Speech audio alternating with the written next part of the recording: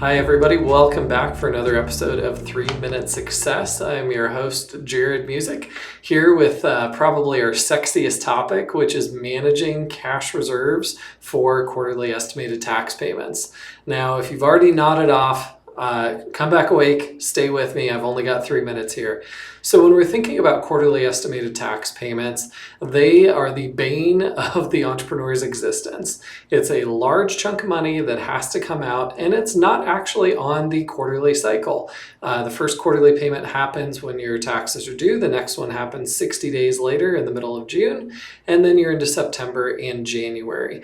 The intent is that if you typically have a large tax liability, the IRS wants to see that money throughout the year as if you had a payroll withholding. But instead, you have to remember to manually do it yourself. So when we're trying to manage that along with all of our other priorities, whether that is second, third homes, starting new businesses, injections of capital to an existing business, outside investment opportunities, whatever it is that's important to you and your family, those quarterly estimated tax payments can really throw a wrench in the works. So how do you manage for those effectively so that you don't get caught in a place where you're short on liquidity? Because it's not really the total amount of net worth that you have that ends up causing a problem. It's the amount of liquidity that you have access to at any given time that causes a problem for lots of us as entrepreneurs.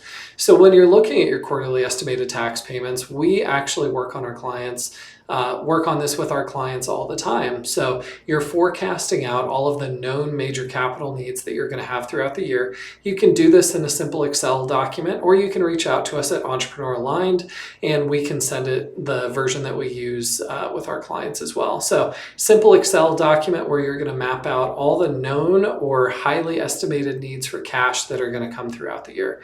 Most of the time, your ongoing W-2 compensation, if you take any from your business, is going to match up pretty well with your ongoing expenses. That tends to be what we see for most of our entrepreneur families.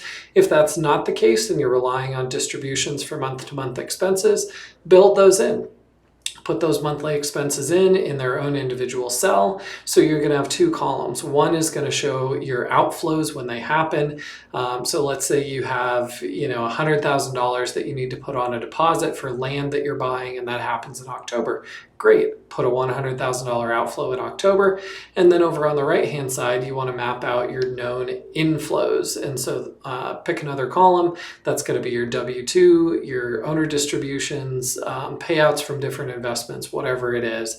And you map those back and forth, and then you're doing a running sum in the column to the right. So what you're trying to do, put in your starting amount of capital that you have and look at all those inflows and outflows and make sure that your quarterly estimated tax payments go in there as the major outflows. And then you're going to scan through that and make sure that you don't hit a number that goes negative or a number that's smaller than you like in terms of your total cash.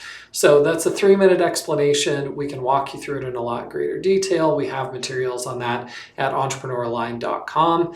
Quarterly estimated tax payments, not the most fun part of what we do as entrepreneurs, but something that is very manageable and you can forecast for. Thanks so much. I'll be back soon.